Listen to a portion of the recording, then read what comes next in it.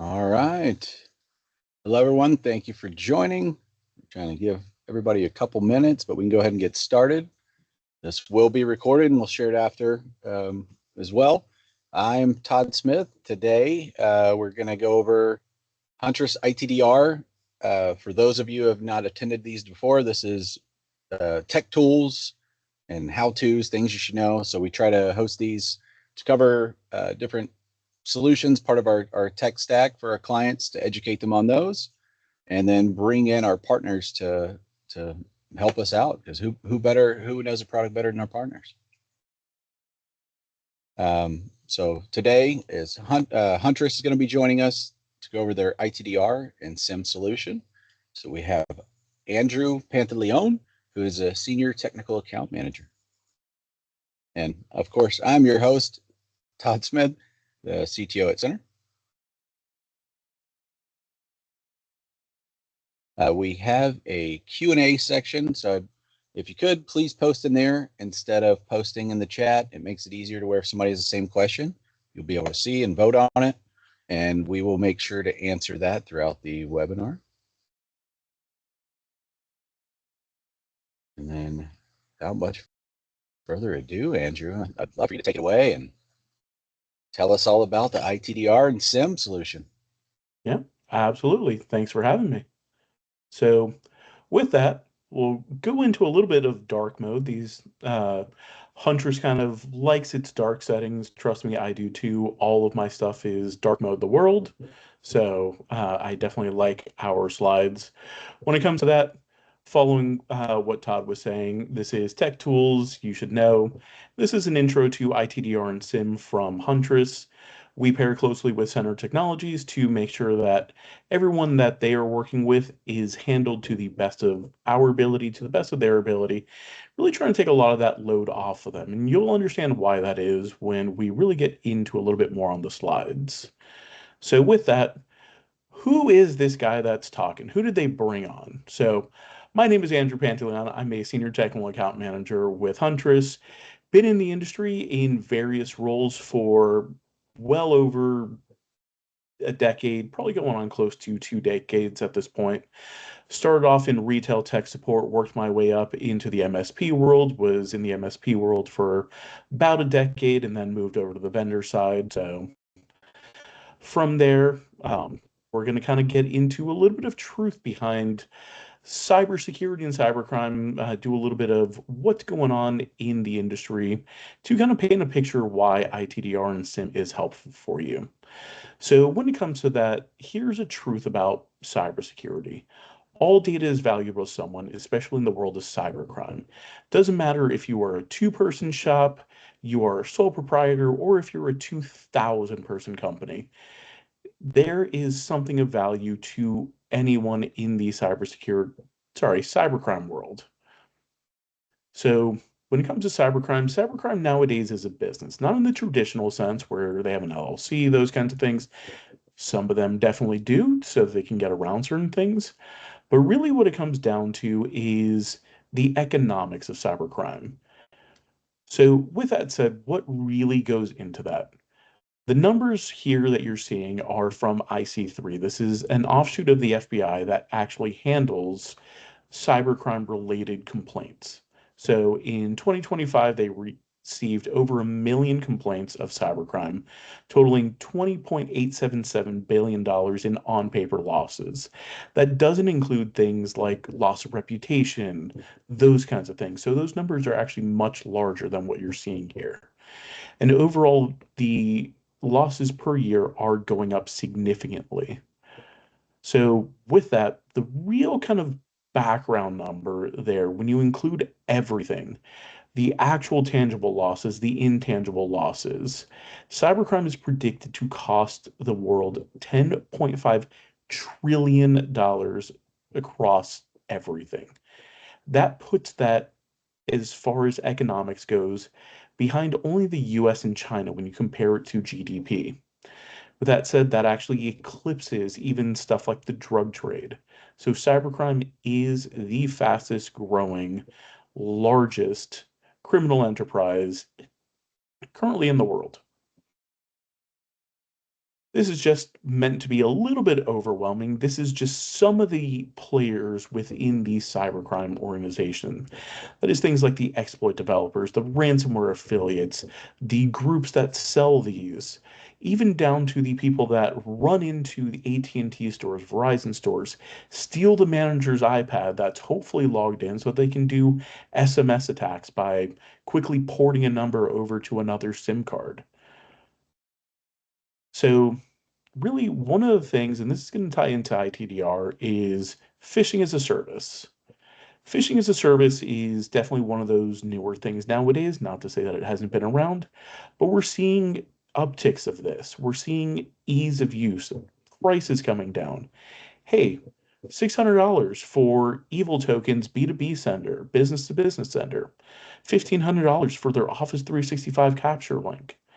And they're getting more effective when it comes to these. Hey, our tools are smarter. We now have an AI upgrade. This is a ransomware group that is touting a AI upgrade for their tooling. And hey, you know what? If you're having issues with it, we now have a support team.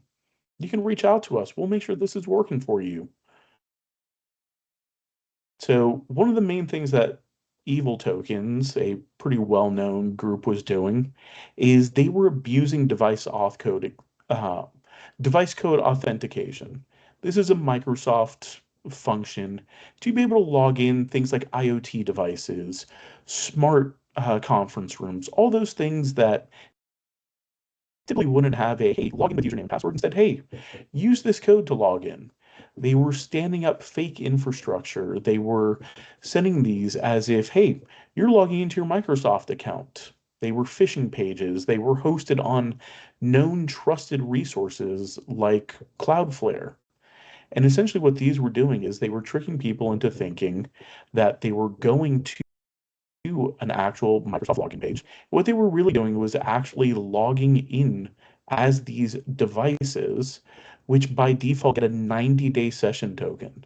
That means 90 days of unfettered access with no MFA challenges after that initial login that the user went ahead and did.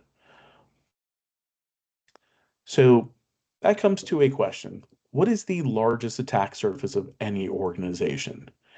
And usually this slide works a little bit better in person when people can actually respond to me, but the short answer is going to be, come on, there we go. Humans. Humans are the largest attack surface of any organization, which ties into ITDR, which ties into SIEM, which is going to be those more behavior-based attacks that we're seeing. This is from Verizon's data breach incident report for 2025 across over, I think, I believe it was over 2,000 incidents that they studied. 60% of them had humans somewhere in the breach chain. That is a massive number. Here's another one that gets a lot of people, and I'm sure people on this call have seen this at least once or twice. Crash fix, or also known as click fix. There are different flavors of this one. But essentially what this is user goes, they are looking for a certain web page. Hey, you know what? Trying to get to chase.com, trying to log into Intuit for our banking, whatever it may be. They go ahead and put that search in, they get a malicious search result, and that says, hey, all of a sudden, this crashed. A lot of users don't want to have to call IT, so you know what? They're going to go ahead and try and fix it. So it's going to go ahead and give them, after the initial crash fix action, it's going to go ahead and give them, hey, these are things that you can do to go ahead and fix this. And what that really is that is going through tricking the user into copying what looks to be something interesting that'll help fix this. But really what it's doing is it's installing remote access software in the background. From there, they have full access. They can run it typically as the system, depends on, of course, what the user's permissions are. But once they have some sort of foothold into there, now all of a sudden, hey, they can try and pivot. They can try and privilege escalate. There's many things that they can do once they get that initial foothold because that user thought that they were going to chase.com and really they weren't. That can be any website. So when it comes to what ITDR is, that is identity threat detection and response.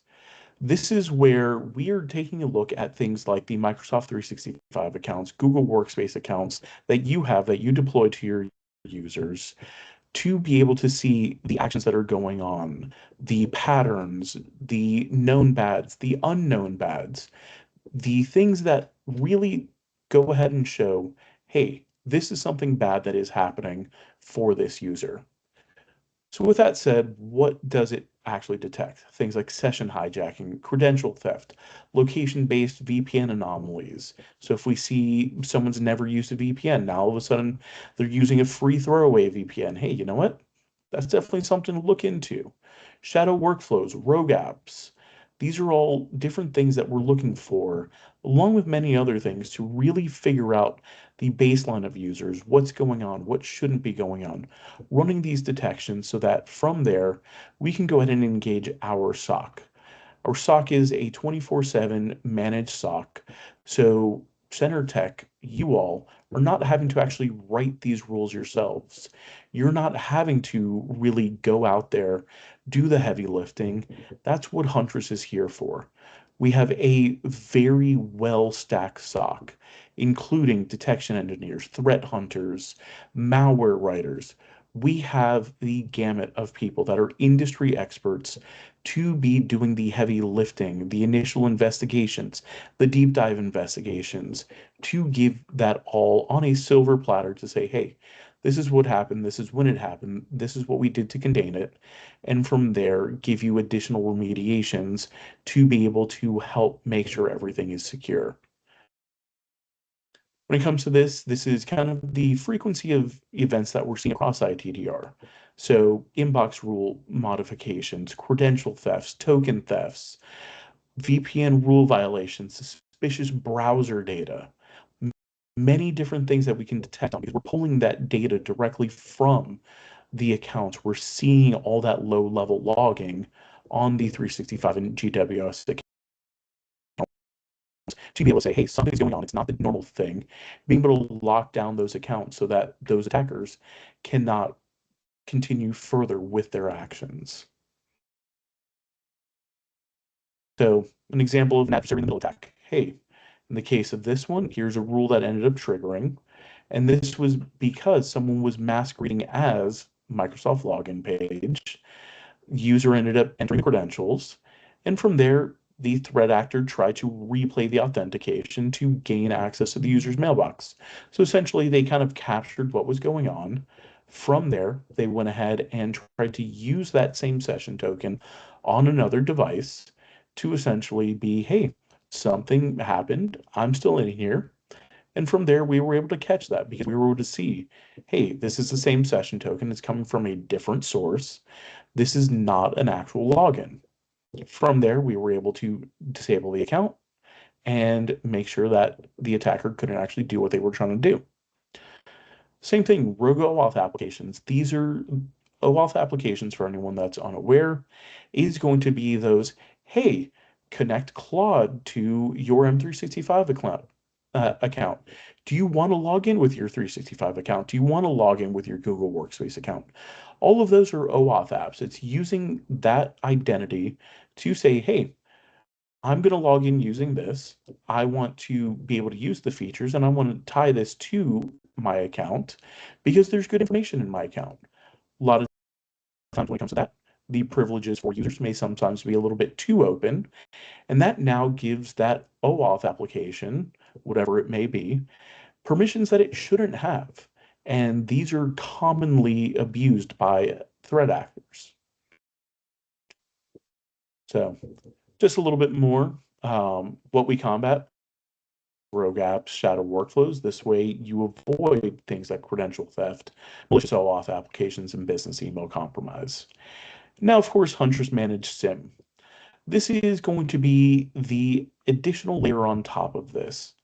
Of course, table stakes for security nowadays are, of course, an EDR, an endpoint detection and response tool. But alongside that, you have the ITDR for those identities. And SIEM kind of ties everything together because it's able to see the other stuff that those two tools don't. This is going to be those low-level Windows logs. These are going to be the storage for compliance needs. This is going to be what's going on your firewalls, your additional appliances, some third-party applications as well. So really what SIEM does, because it's able to see some of the more initial stuff, especially when it comes to firewalls and VPNs, being able to see, hey, is known bad infrastructure hitting this? Are we seeing known attacks against the VPNs that are trying to get to the devices that are behind it? So in the case of cybersecurity, minutes matter, and SIEM is here to help get earlier in the attack chain. So essentially with this, we're seeing the SIEM technology being there to pull all of that relevant security data into our tooling, normalize that, and enrich that. This way, our SOC has additional ability to see what's going on. If you are logging in, if you're in a co-managed situation where you do have access to this, and of course, Center Technologies does on your behalf as well, the ability to actually see searches, pull data. If there's anything in cold storage, pull that out because, hey, you know what? We think something happened back in January. Cool, we can pull that data for you, be able to go through that. Of course, this all ties to our SOC. It is 24/7, 365, really digging deep into those to be able to give you a clear picture, step by step, of what happened. Hey, user logged in using stolen credentials through the VPN. That got them onto a device within the network. From there, they pivoted to a domain controller. Hey, you know what? That login through the VPN was tied to a 365 account. So now we're going to go ahead and we're going to isolate that device on the network. We're going to isolate the account. We're going to create that correlation across all of the tooling to be able to lock out every avenue of access for those threat actors. So just a little bit more on what the protection helps. I'm not going to dig through every slide. I promise we're getting closer to the demo. Don't worry. So just a little bit of background into our actual SOC. We have a number of very well-known security researchers in the industry. So if you ever really run across them, if you're on YouTube, if you're on LinkedIn, keep an eye out on Huntress, on the people. We are constantly giving to the community. We are constantly talking through what are the current threats, what's going on, what new things are happening. We are sharing that research with the community. So definitely take a look around. With that said, just one last little slide and then we will get to the demo. So overall, better together, yes. Always having an EDR in place is table stakes nowadays. Tying that into the identity and the SIEM side gives full coverage of a full attack chain to make sure what is going on is actually malicious, and from there being able to isolate it. So with that said, I'm not going to slide everyone to death any further. Hopefully everyone stayed awake during that, and we're going to jump into a demo. So with that said, popping over, we are starting off in the SIEM dashboard. SIEM is, of course, the one that no one really likes to talk about because SIEM tends to be a whole lot of logs, events, raw data that's just really hard to comb through. So with that said, we've made things a little bit easier. So when it comes to that, yes, we do have the ability in here to create long queries. Hey, from logs where source equals this and so on and so forth, having to put all these in. I'll actually show you how crazy some of these queries can get by loading one of our saved queries in here. So we kind of have starter queries that you can use to really dig through some of the main things. Whether that be, hey, you know what? Just want to search all the logs for some particular text. Want to see what's been going on the Huntress platform itself. On the ITDR side, we put all the raw logging that we're getting from Microsoft into here to be able to search as well. So if there's anything additional that you want to search on that we're not doing detections on, you can. Hey, you know what? We want to see anytime someone is added to the global admin role. We want to see anytime anyone is enabling or disabling multi-factor authentication. Because we're not typically going to alert on just these small things, these are normal day-to-day admin actions. So we're really going to do a preponderance of signals going on, really painting that picture to let you know, hey, yes, we saw that someone was being added to global admin role. Nothing else happened from that point. So really, there's nothing to research there. But if we all of a sudden seeing a normal user that's been a user for 12 months and now they've been added to global admin role, now they're going ahead and changing things within minutes of that, we're going to together to say, hey, now there's definitely an incident. We're going to go ahead and isolate that identity and we're going to go from there. But being able to have that ITDR data in here for you to be able to do just normal day-to-day stuff makes things a little bit easier. When it comes to SIEM, let's say, hey, you know what? Maybe you're still running on-prem AD. You want to go ahead and see, is anyone creating or deleting security groups? User and computer account changes. Hey, we want to go ahead and see local security permissions changes. We can go ahead and grab one of these and actually really give you a little bit of a background in what this is doing. So in the case of this one, here is one of those really long ESQL queries that I was telling you about. No one likes to write these. So when it comes to that, we have made it easier using this AI search button here. Before everyone freaks out, is AI searching through my data? No. The AI search here is just scoped to say, hey, I want to see my Windows event logs for user accounts being added. And from there, it creates the query for you. It's very narrowly scoped. You then run the query. That's what happens. The AI is not actually digging into that data. With that said, once you go ahead and decide what you want to see, and you go ahead and set what date range you want to see, we'll go ahead and do last 2 weeks. You go ahead and search. That'll go ahead and pull from there. Given that this is a demo environment, may not actually pull too much. Oh, there we go. I actually did set this one up correctly. So with that, if you wanted to deep dive, you needed to see a little bit of information. Maybe there was some sort of incident that you wanted to dig into further, just normal day to day. You can actually pop into each of these. These are all the raw events, all the raw data, and any of these that you see here are search fields. So based on what you're pulling in, whether these be VPN logs, Windows event logs, Mac event logs, Linux logs, if you are running servers for them, if you have web servers, those kinds of things. Anything that you see here in the raw data, any of these can be used to filter and search against. Of course, that's all well and good. Most people aren't going to want to come in here and say, hey, I need to check 6 times a day to see if someone is creating new admins and we don't know about it. So once you actually have a query written, you make sure that it is pulling the data that you want. You can go ahead and save that query. You would go ahead and, yeah, I know this is local, but you know what? I don't feel like typing. We'll go ahead with that one. But you can then schedule the query. So with that, what that's going to allow you to do is actually say, hey, I want this to go ahead and email us on a periodic basis and go ahead and let us know, hey, were there any results for this query?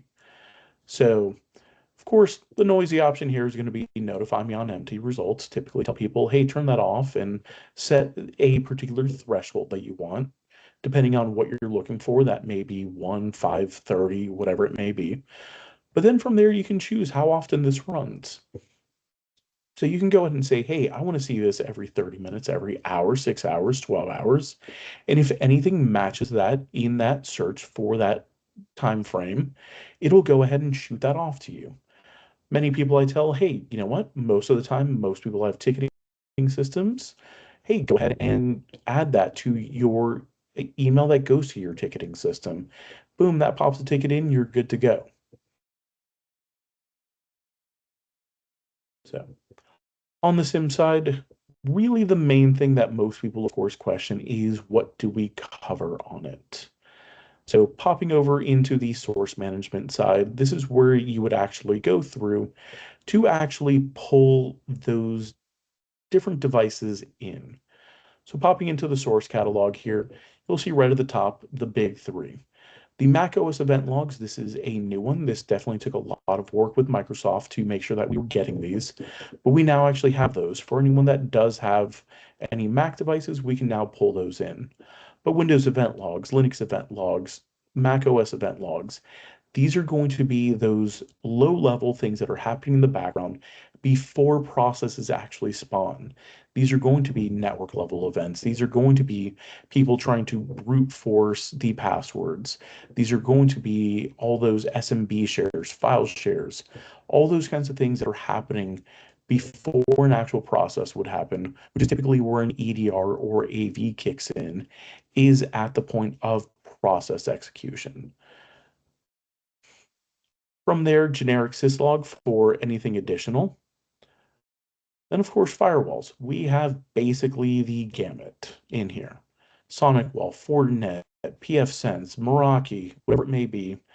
These are going to be the big hitters when it comes to SIEM for detections of malicious actions. Yes, of course, on the event logs, those kinds of things, fantastic resources to have in here, especially on things like domain controllers, critical infrastructure, being able to see those attacks, and especially really be able to see those network level events that are happening from rogue devices. If there is a device in your network that doesn't have some sort of EDR or AV on it, someone managed to get something in, someone brought a personal device that happens to be compromised, being able to see those network level events happening against devices, whether that be port scans, Kerberoasting attacks against a domain controller. That's why these are important. The firewalls are going to be that initial access in through the building.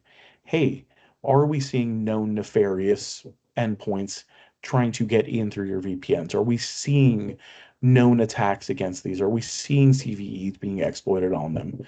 Being able to tie that in and give you those couple minutes extra before something can potentially be accessed and maybe ransomware popped on a device, those kinds of things.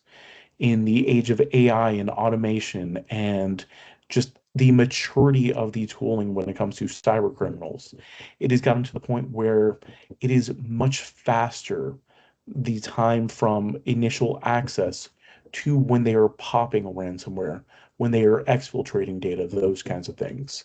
So yet again, going back to that slide, minutes matter. From there, things like identity and authentication. Hey, are you using LastPass, Keeper, Duo? Being able to see what's happening in the background. Was someone's LastPass vault reset by a new admin account? Those kinds.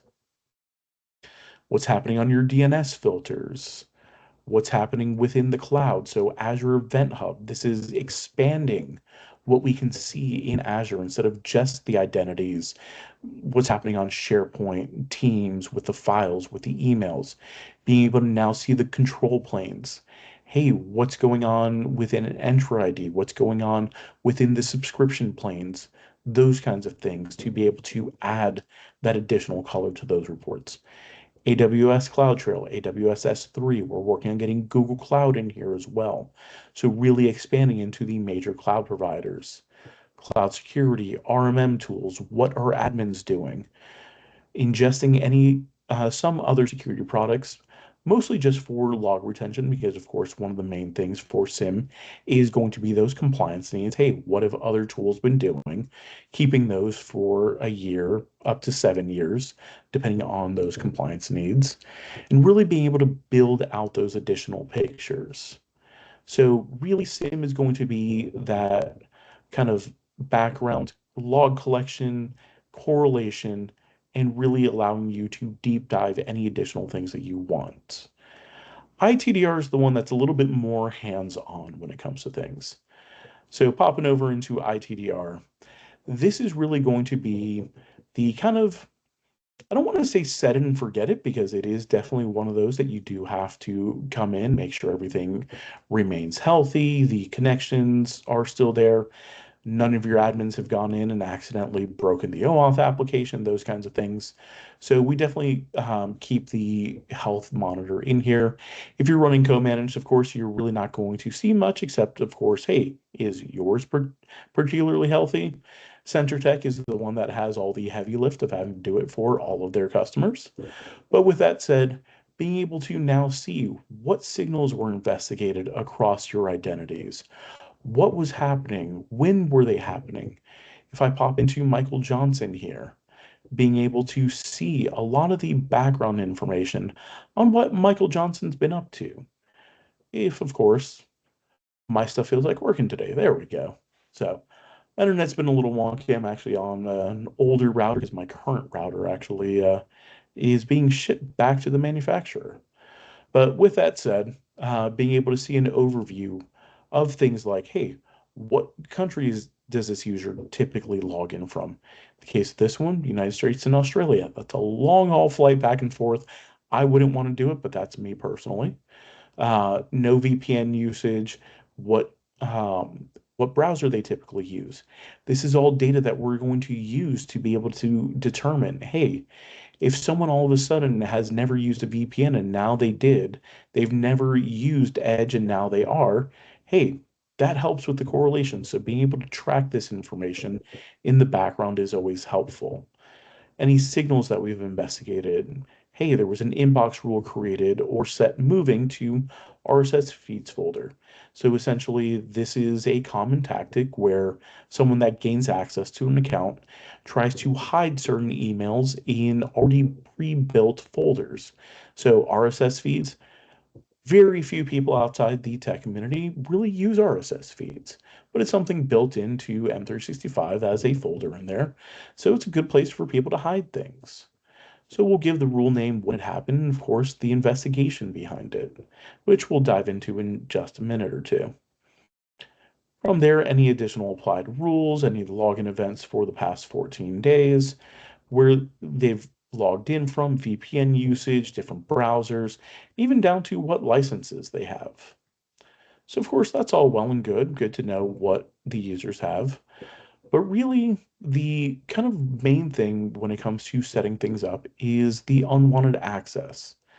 Because this is where you're going to be able to create rules. You're going to be able to say, hey, these are things people shouldn't be able to do to add that extra layer of security on there. So in the case of this one, we're seeing, hey, none of the users for RIT Happens Law have used VPNs, and they've kind of logged in from a couple different countries, Canada, United States, UK, Philippines, and Australia. So heat graphs are good, rules are better. So rules is where you're actually going to be able to go ahead and say who should be able to log in from certain things. Nice thing is we do make things a little bit easier where we can go ahead and allow you to set a deny all locations for organizations.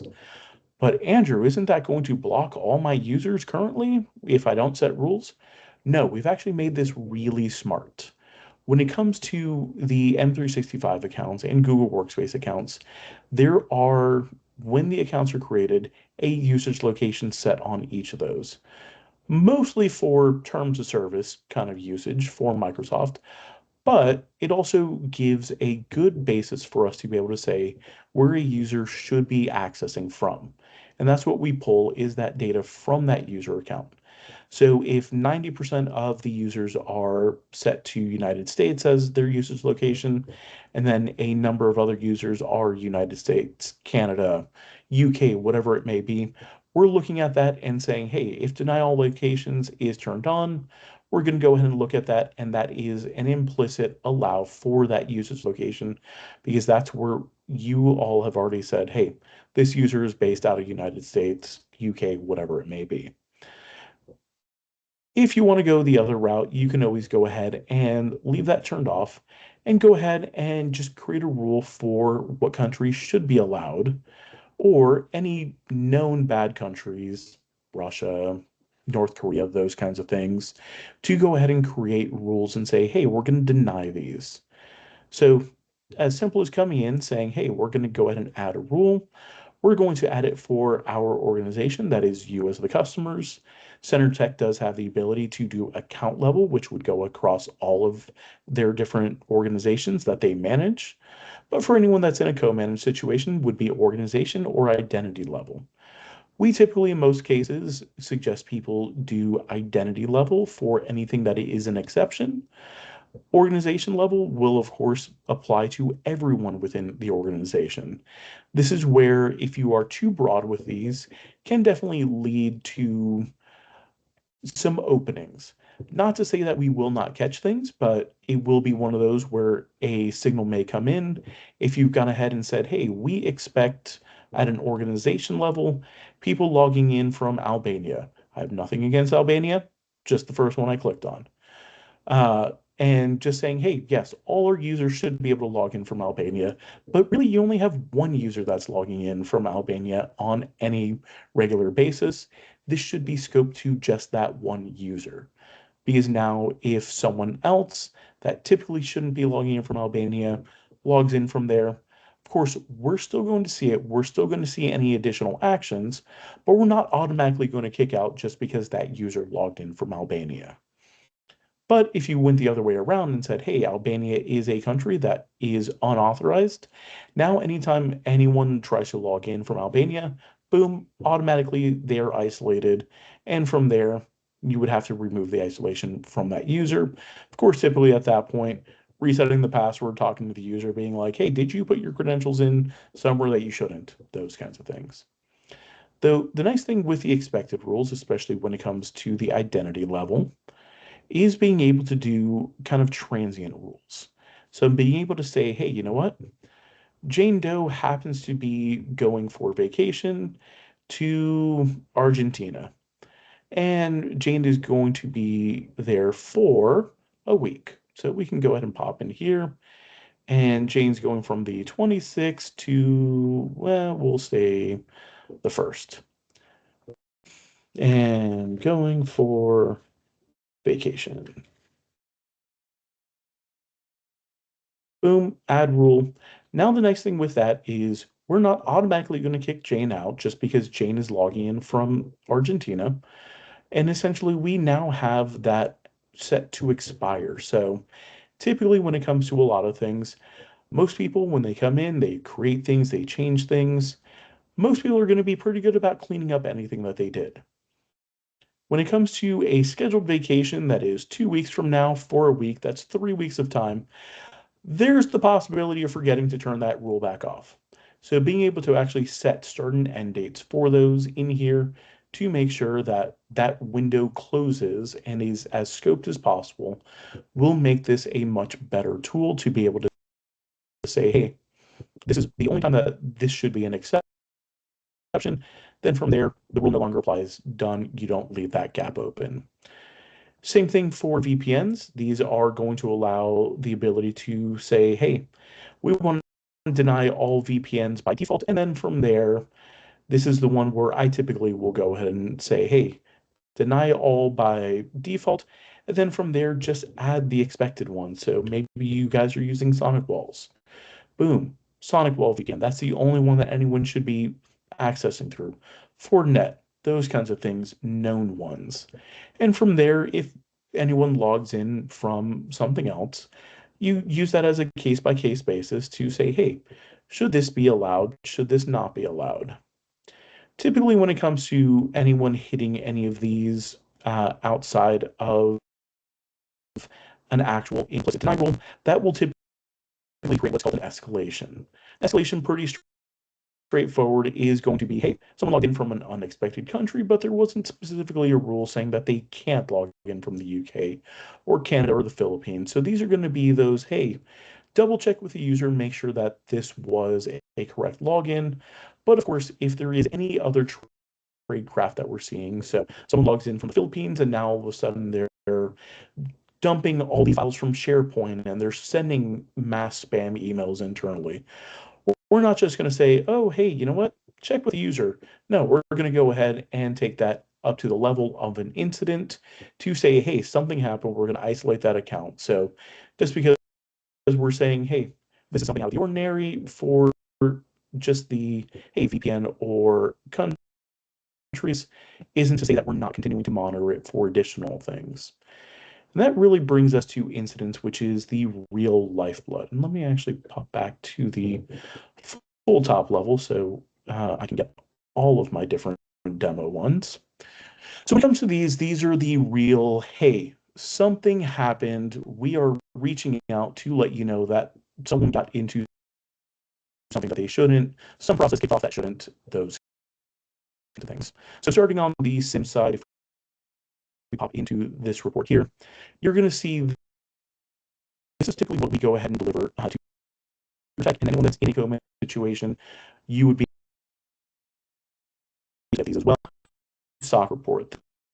This is going to be the breakdown of what happened, when it happened, on what host it happened on, what the investigative, so what the actual analyst saw when they were looking through this. And essentially, when it comes to this one, for example, hey, this was activity from a known malicious workstation when such and such and such, targeting 404 Foundry. The administrator account, Bob, was used to establish the remote connection. Essentially, this is giving all that background, all that research that you would typically have to do yourself in the case of an incident where another tool would just give you, hey, here's an alert, go take a look at it. We've already done the heavy lifting for you. We've gone through, we've done those correlations. We've written out exactly what has happened on here. Not only that, but when it comes to remediations, we will go ahead and say, hey, you know what? This came through on the SIEM side, but we saw that it also touched 404 Foundry, which was, in this case, a device that had the EDR agent on it. And we went ahead and isolated that host. Ignore the fact that it says pending this is demo environment 404 Foundry does not actually exist. But when it comes to that, we make those correlations across things to be able to add that additional tooling, that information. Assisted remediations, these are going to be additional actions that the SOC can take on your behalf to really make sure that that no footholds remaining, whether that be things like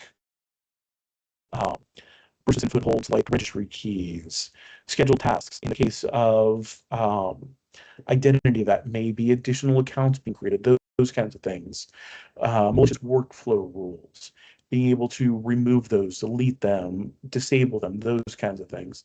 And of course, giving you additional guidance on how you can harden these devices, identities, those kinds of things right here, and be able to actually click them off and say, hey, you know what? We actually did these and when we did them and who did them. On the ITDR side, there is an additional function that we are actually bringing to the rest of the tooling that is coming hopefully in the next quarter. But same thing, this is what would happen on the Microsoft 365 side, being able to come in and see what the actual signals were. So inbox rule created or set to that. Successful login from suspicious Python HTTP user agent. So in the case of this one, this was an automated agent, not actually a full browser. Yet again, those remediations, revoke all sessions, disable that inbox rule, disable the identity, and then, and hey, actually delete the inbox rule. We kind of lean on, hey, we want the permissions to do the delete just to make sure, hey, you know what, you've taken a look at it. Yes, this is a true positive. Especially there are some users that sometimes will do stuff that seems like trade craft, but it isn't, especially when it comes to inbox rules. So we do err on the side of caution for that. So we will disable the inbox rule by default. And then from there, the actual deletion action, which is one of those that can't walk back from, we make sure, hey, you know what, yes, you approve that action, and then we go ahead and do it on your behalf.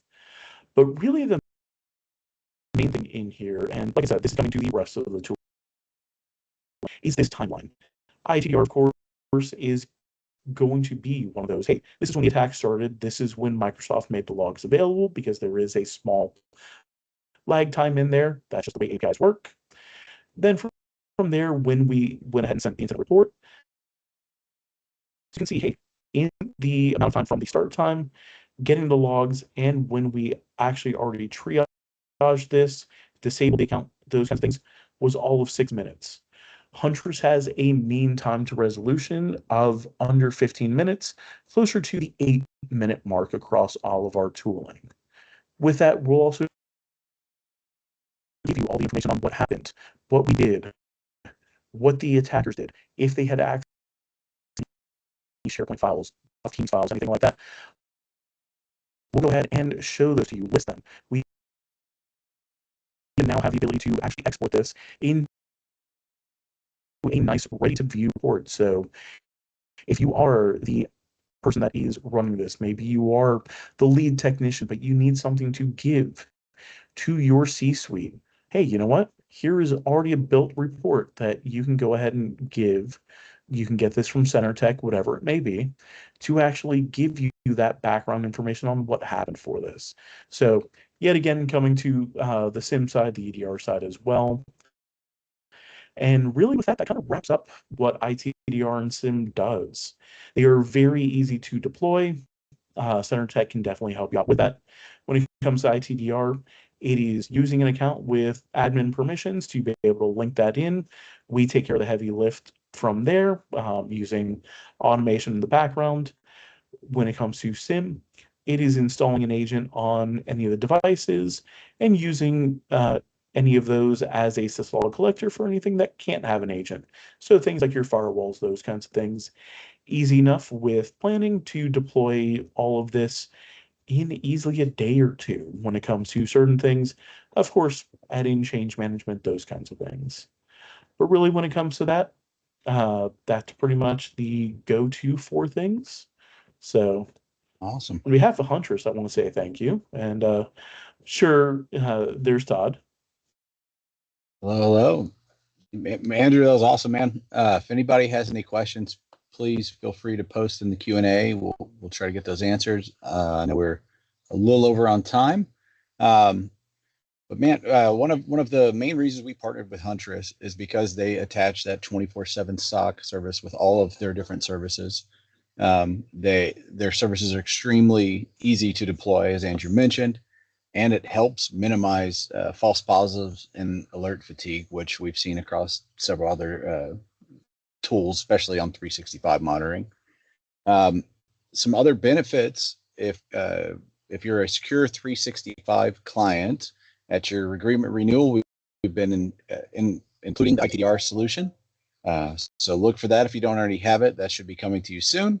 Also, if you have the ITDR and you decide to add on SIM, the data source for ITDR is included for free, and that's accurate, right, Andrew? Just to make sure, right? The ITDR data source is included, so you wouldn't have to worry about that as another data source pay for SIM solutions. Not seeing any questions or anything in the chat. I think that means you hit a home run and literally answered everything perfectly throughout the webinar. Glad to hear it. Always glad to help. Andrew, I appreciate it. Again, thank you for your time today. And everyone, thank you for joining. See you again soon. Have a good one, everyone.